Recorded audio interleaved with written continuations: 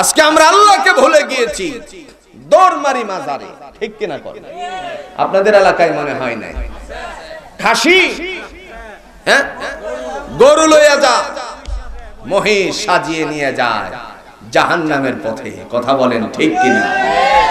আমার ভাইরা, আমি একজন হুজ্জাতুন ইকরামকে প্রশ্ন করলে জবাব দিতে পারবে না।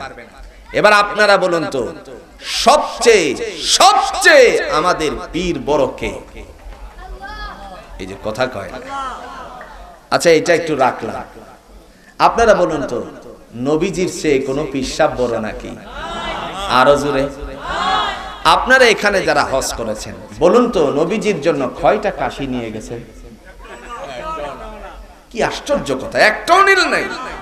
গরু, মহিষ, উট, দুম্বা নবীর জন্য নিলেন না, বাবার জন্য নিয়ে যান, উনি মনে হয় খাবে, ঠিক কিনা বলেন? আমার ভাইরা, হুজ্জাতুন ইকরামগণ, আল্লাহর নবীর কবরের পাশে দিয়ে যখন রিয়াদুল জান্নাত থেকে 2 রাকাত নামাজ আদায় করার পরে বেরিয়ে জিয়ারা করে, এই সময়টার মধ্যেই একজন হাজী কেউ আল্লাহর নবীর দিকে অর্থাৎ কবরটার দিকে তাকিয়ে তারপরে 2 হাত উত্তোলন করার কোনো অনুমতি আছে নাকি? নাই। ডাক দিয়া বলে, হাজী তুই যদি তুই যদি কিছু চাস, ইলাল্লাহ, আল্লাহর কাছে চাস, তুই আল্লাহর দিকে মুতাওয়াজ্জিহ হ, তুই আল্লাহর কাছে কিছু চা, এখানে চাওয়ার কিছুই নাই। সুবহানাল্লাহ বলছেন না? আল্লাহ পাক বলছেন, বান্দারে উদউনি আস্তাজিব লাকুম, বান্দারে যদি তোমার কিছু চাওয়ার প্রয়োজন হয় আমি আল্লাহর কাছে চাও, আমি তোমার চাহিদা পূরণ করে দিব। হাজিরা শুধু সালাম দেয়, সালাম দিয়ে বেরিয়ে আসে। আমি একজন হুজ্জাজকে দেখি নাই, তবে হ্যাঁ একবার নজর পড়েছিল আমার, একটাবার আমার নজরে পড়েছিল বাঙালি একজন মানুষ।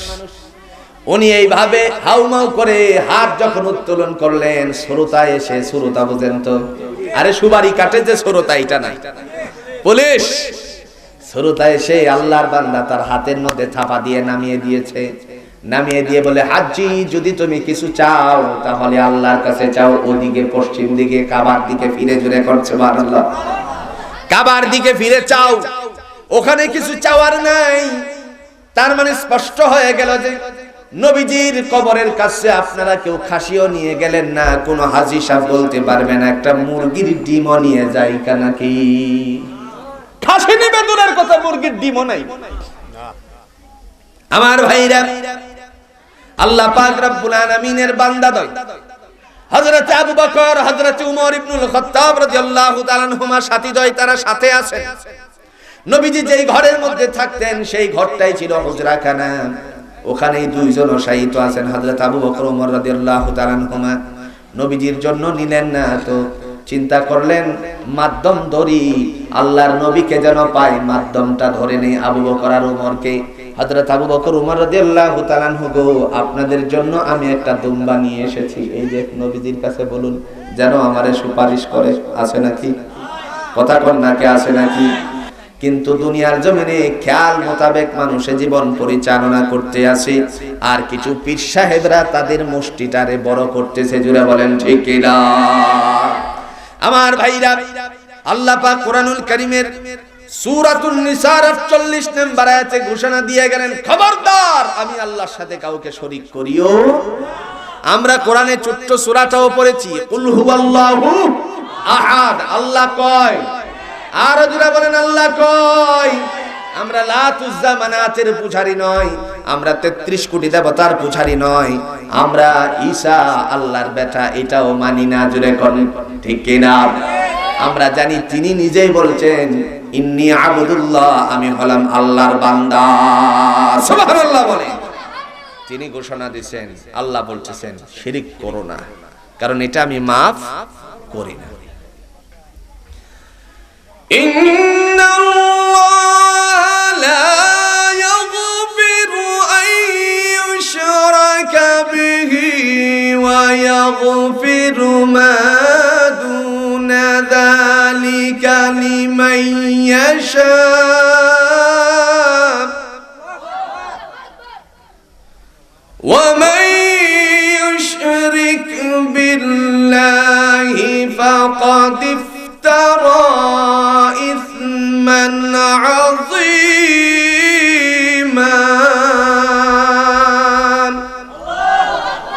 কার কথা? আল্লাহ বলেন নিঃসন্দেহে আমি তাকে ক্ষমা করি না যে আমি আল্লাহর সাথে শরীক করে। আমার মায়েরা, আমার বোনেরা, যদি কিছু চাওয়া লাগে আল্লাহর কাছে চাইবেন। সন্তান নাই, হযরত জাকারিয়া আলাইহিস সালামকে আল্লাহ বয় বৃদ্ধ অবস্থায়, ওনার বিবি একেবারেই শেষ, আর খুব একটা শক্তি নাই। ওনার জন্য যদি আল্লাহ সন্তানের ফায়সালা করতে পারে, আপনি কেন আল্লাহর কাছে বলেন না?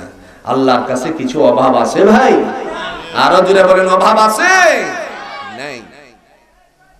তিনি বলেন লা ইয়াগফিরু আন ইউশরাকা বিহি, নিঃসন্দেহে আমি তাকে ক্ষমা করি না যে আমার সাথে শরীক করে। ওয়া ইয়াগফিরু মা দুনা যালিকা লিমান ইয়াশা, এছাড়া যত অন্যায় আছে আমি আল্লাহ ইচ্ছে করলে মাফ করে দিতে পারি। সেই আল্লাহ পাক রব্বুল আলামিন বলতেছেন, মানুষেরা কৃতজ্ঞতার বুথ থেকে কতকেরা দূরে সরে যায় শরীফের মাধ্যমে, শিরক করে। জুড়ে বলেন ঠিক কিনা? সূরাটার নাম হলো আজ-জুখরুফ, 15 নম্বর আয়াতের মধ্যে আল্লাহ বলছেন, ওয়াজআলু লাহু মিন ইবাদিহি জুজআ ইন্নাল ইনসানা লাকাফুরুম মুবিন।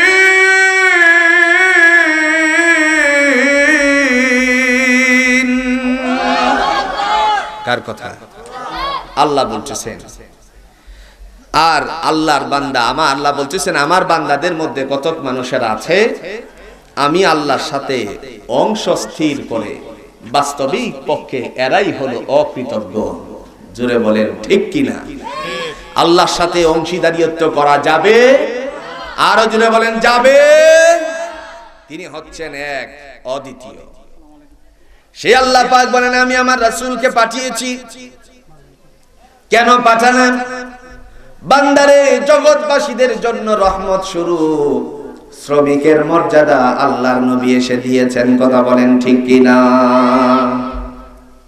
একদা তায়েফের ময়দানে একটা বড় মসজিদ আছে, এখনো আপনারা যদি যান পাবেন গিয়ে।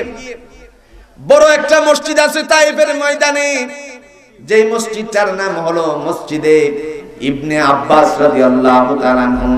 রাইসুল মুফাসসিরিন হযরত ইবনে আব্বাস রাদিয়াল্লাহু তাআলা আনহুর নামে এই মসজিদটা নির্মিত। পাশে আল্লাহ পাক রব্বুল আলামিনের বান্দা একজন ইহুদির বাড়ি ছিল। ইহুদি তার গোলামের সন্তানের দ্বারা কূপ থেকে পানি উঠাতে শুরু করলো। ইহুদি যখন গোলামের সন্তানের দ্বারা কূপ থেকে পানি উঠায়, আল্লাহর নবী সাইয়্যিদুল মুরসালিন আহমদ মুস্তাফা সাল্লাল্লাহু আলাইহি ওয়াসাল্লাম তিনি ওই দিক দিয়ে যাচ্ছেন। ওদিক দিয়ে যাওয়ার সময় এমন সময়টার মধ্যে রাসূলুল্লাহ সাল্লাল্লাহু আলাইহি ওয়াসাল্লাম কাছে গিয়ে তার হাতের মশকটা ধরলেন, রশিটা ধরে তারপরে পানি উঠিয়ে সহযোগিতা করতে লাগলেন। আল্লাহ পাক রব্বুল আলামিনের হাবিব, দু জাহানের সরদার আল্লাহর নবী যখন এইভাবে পানি উঠিয়ে দেয়, ইহুদি যখন তার ঘর থেকে বেরিয়ে দেখলো একজন পথিক আমার গোলামের বাচ্চাটার সহযোগিতা করে দিয়ে যাচ্ছে, গিয়ে সামনে গিয়ে বলতে লাগলেন, কে হে তুমি পথিক? এই সময় আল্লাহর নবী সাল্লাল্লাহু আলাইহি সাল্লাম বললেন, বাচ্চাটা তো ছোট, মশকটা তার জন্য বড় হয়ে গেছে, কষ্ট হচ্ছে, এই জন্য আমি একটু সহযোগিতা করে গেলাম। সুবহানাল্লাহ বলতেন না? এই কথা বলার মাত্রই বান্দার অন্তরের মধ্যে ধরা পড়ে গেল আব্দুল্লাহর বেটা মুহাম্মদ তো এই কাজগুলো করে। সুবহানাল্লাহ বলে। আবার তার মেধার মধ্যে অনেকেই নানা ধরনের বিকৃতিমূলক আলোচনা ঢুকিয়েছে, নবীজির বিরুদ্ধাচরণ করেছে, সমালোচনা করে ঢুকিয়ে গেছে। এমন সময় বলতে লাগলেন, হে পথিক তোমার নাম কি? আল্লাহর নবী আস্তে আস্তে করে সামনের দিকে অগ্রসর হলেন, বান্দার কাছে প্রকাশ করতে রাজি ছিলেন না। শেষ পর্যন্ত সামনে গিয়ে আটকা দিয়ে বলতে লাগলো, হে পথিক তুমি তোমার বায়ুটাটা পেশ না করে যেতে পারবে না। এমন সময় বলতে লাগলো, আমার নাম হলো আহমদ, আমার আব্বার নাম, আমার বাবার নাম হলো আব্দুল্লাহ, মার নাম আমেনা, আমার বংশ হলো কুরাইশ মক্কা নগরীর। জুড়ে কন্যা সুবহানাল্লাহ।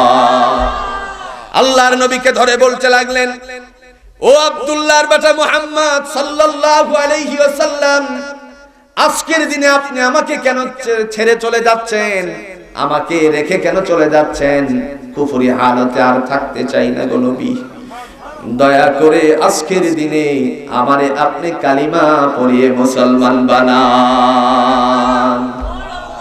সাথে সাথে আল্লাহর নবী বললেন, ও আমার আল্লাহর বান্দা, তুমি আমার সাথে পড়ো আশহাদু আল্লা ইলাহা ইল্লাল্লাহ ওয়া আশহাদু আন্না মুহাম্মাদান আবদুহু ওয়া রাসূলুহু লা ইলাহা ইল্লাল্লাহ মুহাম্মাদুর রাসূলুল্লাহ সাল্লাল্লাহু আলাইহি সাল্লাম। মসজিদে নববীর প্রত্যেক দরজার উপরে লেখা আছে উদখুলুহা বিসালামিন আমিন, প্রবেশ করো শান্তির ঘরে। জোরে কন্যা সুবহানাল্লাহ। আমার ভাইরা, এজন্য ইসলাম মানুষকে শান্তি দেয়। অল্প জিনিস নিয়ে আমরা বিতর্কের মধ্যে লিপ্ত হব না। ফরজ ছেড়ে দিচ্ছে, আমরা ফরজের দিকে মানুষকে উদ্বুদ্ধ করব ইনশাআল্লাহ। রাজি আছি তো ইনশাআল্লাহ? আল্লাহ পাক আমাদের সবাইকে দ্বীনের উপর অটুট থাকার তৌফিক দান করুক। সকলেই বলুন আমিন। আরো জোরে বলেন আমিন। প্রযোজনায় আল হিরা ইসলামিক সেন্টার,